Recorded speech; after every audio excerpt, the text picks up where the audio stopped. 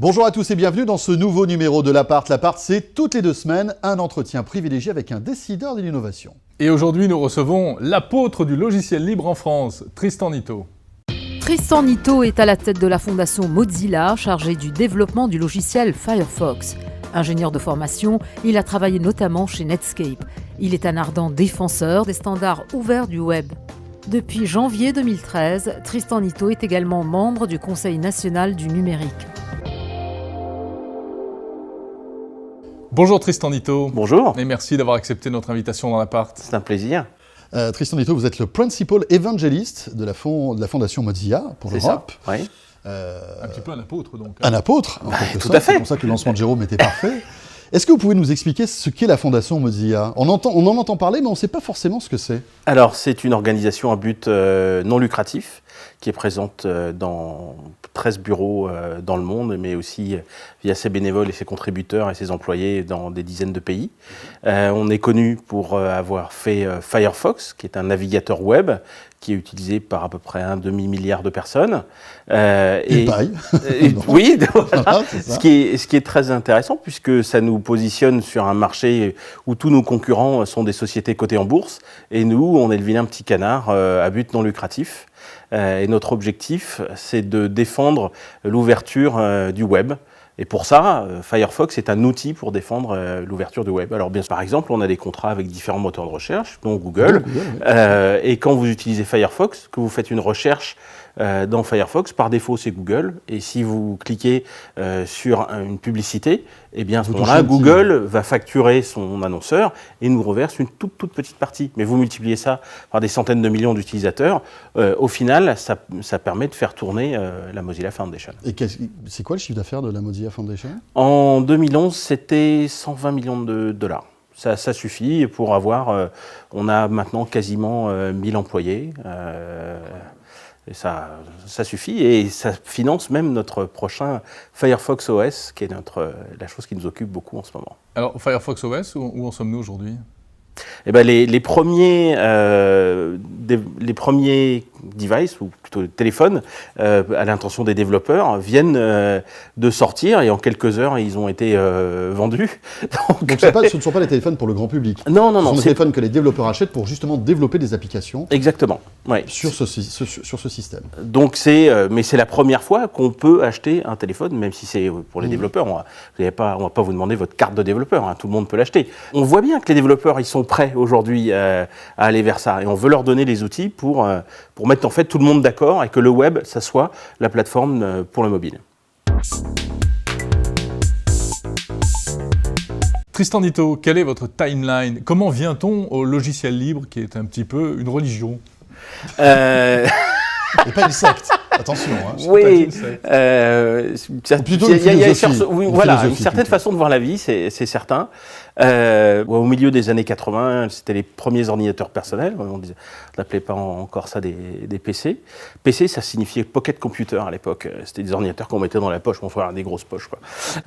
Vraiment, ça m'a passionné. J'ai découvert ça. Et puis, j'ai eu envie d'apprendre. J'ai envie d'apprendre à développer, de partager les logiciels avec mes petits camarades. Et puis, je me suis rendu compte qu'en fait, il y avait un type, Richard Stallman, qui avait un peu défini une certaine philosophie autour du logiciel libre, qui dit je te passe mon bout de code, tu peux l'améliorer, mais si tu redistribues le bout de code en question, amélioré, tu dois aussi rendre le code source disponible pour que moi je puisse récupérer des améliorations. Vous êtes tombé dans cette philosophie du libre. Oui, tout à fait. Vous avez été tout de suite séduit ? Vous avez eu d'autres parcours dans d'autres boîtes ? J'ai fait ça en tant qu'étudiant. J'ai été stagiaire au Centre mondial de l'informatique et des ressources humaines de Jean-Jacques Servan-Schreiber, qui est un truc en fait dont on parle plus beaucoup aujourd'hui, mais qui a eu aujourd'hui où tous les geeks en France, quasiment au moins la moitié des geeks en France, sont passés par là. Puis après, je suis rentré dans la vie active, j'ai fait une école d'ingénieur en informatique, j'ai fait une spécialisation en ressources humaines, et je me suis fait faire de l'informatique et importer des logiciels américains. Et là, j'ai fait un peu de tout, j'ai fait de la vente, j'ai fait du conseil, de la formation. Et puis vous êtes passé chez Netscape. Et puis un jour, Netscape est arrivé, et il y a eu une offre d'emploi sur le site, netscape.com, voilà, un des premiers navigateurs web, et là, je me suis dit, mais C'est magnifique. Autant j'avais adoré l'époque du PC, je bidouillais déjà le Minitel. Quand j'ai vu le web arriver, je me suis dit, mais quel bonheur, c'est formidable. Là, ça prend la dimension du réseau à l'échelle du monde. Mais bon, ça s'est mal terminé, Netscape, quand même. En fait, juste avant de mourir, Netscape a accouché de Mozilla et a lancé le projet Mozilla et ça marche encore aujourd'hui. Ça fait 15 ans cette année que Mozilla a été créé. Donc la société Netscape est morte de sa belle mort, mais le projet Mozilla, il est toujours là avec le web et le logiciel libre comme valeur fondamentale. Alors Tristan Nitto, parcours obligé aussi dans cet appart. Vos fails, quels sont vos dérapages dans votre carrière, si vous en avez eu? Moi, je suis un leader. Alors, je suis désolé d'utiliser le mot, mais je suis un leader, mais je ne suis pas un manager. Je ne suis pas un gestionnaire. Et à partir du moment où on peut être un leader et un gestionnaire dans une petite équipe, finalement c'est à peu près la même chose. Gérer une petite équipe, ça demande un certain nombre de compétences.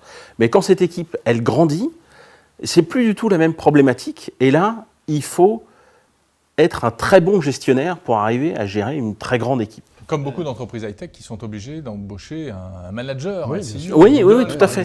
Et c'est souvent mal vécu parce que, en l'occurrence, dans ces cas-là, c'est des sociétés, les gens sont des actionnaires, etc. Il y a des batailles autour des actions. Est-ce qu'on dilue les parts? Est-ce qu'on vire le type, etc. Enfin, c'est très compliqué.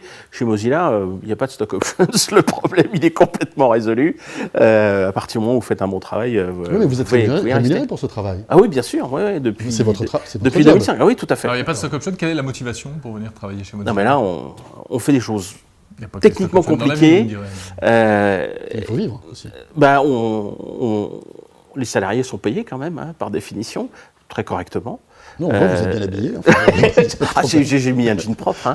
Et niveau de qualification égale, est-ce qu'ils ne seront pas mieux payés ailleurs? Pas forcément. Par contre, ils peuvent avoir un ticket de loterie de start-up, quoi, où ils peuvent devenir très riches à millions grâce aux stock options si jamais ils sont introduits en bourse ou il y a un rachat, ce qui de toute façon n'arrivera jamais chez Mozilla. C'est justement pas une fuite des talents chez vous? C'est pour ça qu'on les paye correctement. C'est pas un point faible? On les paye correctement, c'est absolument nécessaire d'être compétitif sur le marché et pour avoir les meilleurs développeurs, parce que pour nous c'est très important. Mais à la place des stock options, on leur donne un sens. Et on change le monde. Ça n'a pas de prix, parce qu'en fait, moi je veux pas être l'homme le plus riche du cimetière. Quand je vais mourir, moi je veux avoir une vie riche, variée, et je construis ma vie comme ça. Voilà. Est-ce qu'il y a une innovation, pas forcément dans votre secteur, qui vous fait rêver aujourd'hui? Je trouve que le téléphone mobile, c'est fabuleux. Mais on n'y est pas encore. On n'a pas encore trouvé le bon truc. Non, mais là, vous prêchez pour votre paroisse. Non. Vous allez dire que Firefox OS va être la réponse à tous vos problèmes. Peut-être, mais en l'occurrence, je pense pas que ça va venir de Mozilla. Je pense que l'innovation, elle est possible parce qu'on va on va la rendre possible pour des millions de gens. C'est ça que le web a changé, en fait. Le web, il est merveilleux parce qu'il a permis à des tas de gens de monter des startups, de créer des sites comme ça, où chacun, grâce à la neutralité d'Internet, dit, voilà, j'ai une idée, je l'implémente, je paye de royalty à personne, je peux commencer à écrire du HTML tout de suite sans payer des droits, sans télécharger d'outils, de SDK, d'abonnements, de machin. Non, j'ai une idée, je l'implémente, j'apprends de ce que je vois autour de moi et j'invente des nouveaux trucs. Et des choses qui sont fabuleuses. Google est fabuleux, Facebook dans son genre est fabuleux, Twitter, j'en suis totalement fan. Donc il y a possibilité, grâce au web, d'innover de façon décentralisée. Cette révolution dans le mobile qu'on veut mettre dans le mobile. Non, le mobile n'est pas mûr encore. Il y a encore des choses à... Je ne peux pas dire quoi. Et franchement, je ne sais pas si Firefox OS sera ça. Mais j'espère que Firefox OS permettra ça. Alors, Tristan Nitto, 15 ans à la Fondation Mozilla, est-ce que vous êtes un geek? Un geek irrécupérable. Je m'en doute tout un à peu. fait. Ça va plutôt mieux. C'est-à-dire que je me soigne. Il y a eu un moment où j'étais vraiment dans l'accumulation de gadgets. Vous participez même au club des geeks anonymes, hein, voilà, le lundi c'est soir. ça, bonjour, C'est ça. je m'appelle Tristan Ditto et je suis geek. Voilà. Donc, je suis moins dans l'accumulation de gadgets. Je suis plus dans une approche, faisons durer les choses qu'à une époque où j'étais il me faut le dernier truc absolument. Mais je suis irrémédiablement geek quand même, et je suis totalement accro à Twitter par exemple. Donc les réseaux sociaux, c'est plutôt Twitter. Votre smartphone préféré, c'est quoi ? Si là, je devais casser mon téléphone tout de suite par mégarde, il tombe dans la cuvée des toilettes là en sortant. Marqué sur l'étanche maintenant. Oui. Ah bon tous, J'irais bien sur le nouveau HTC là. HTC One. Ouais, le HTC One. Alors, c'est vrai que la plupart de nos invités sont en extase devant Apple. On n'a pas l'impression que ce soit votre tasse de thé Apple, non ? À l'époque de l'Apple II, moi j'étais un des premiers propriétaires de l'Apple II en France, donc avant 84, parce que 84 c'était le Mac.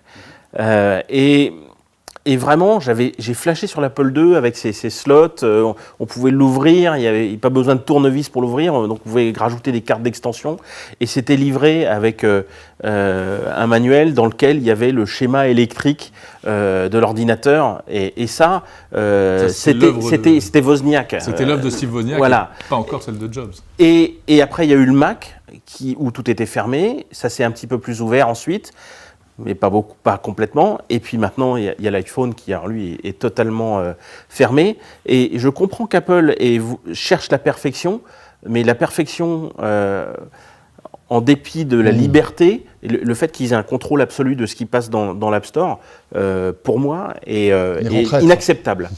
Et donc, on est en train de donner des pouvoirs de censure à des gens qui, en Californie, vont décider de ce que j'ai le droit ou pas d'utiliser, y compris en dépit de la liberté de la presse. On peut dire la même chose pour Google, en fait, qui tient le web, et il le tient bien. Oui, mais ils peuvent pas retirer un site web vraiment. Google, ils peuvent l'éliminer des résultats de recherche éventuellement. Oui, ce qui est quand même assez grave, déjà. Ce qui est puissant, et comme on disait dans Spider-Man, avec de grands pouvoirs viennent de grandes responsabilités. Mais là, Apple, c'est carrément de la censure. Merci Tristan Ditto. Merci. Je vous en prie. Votre invité dans l'appart. L'appart est terminé. On se retrouve bien évidemment dans 2 semaines avec encore un entretien privilégié en compagnie d'un décideur de l'innovation. Voilà, et bien sûr, n'hésitez pas à aller voir et revoir tous les épisodes de l'appart disponibles sur la chaîne Techno et un peu partout sur le web. Il y en a une bonne vingtaine. Salut à tous.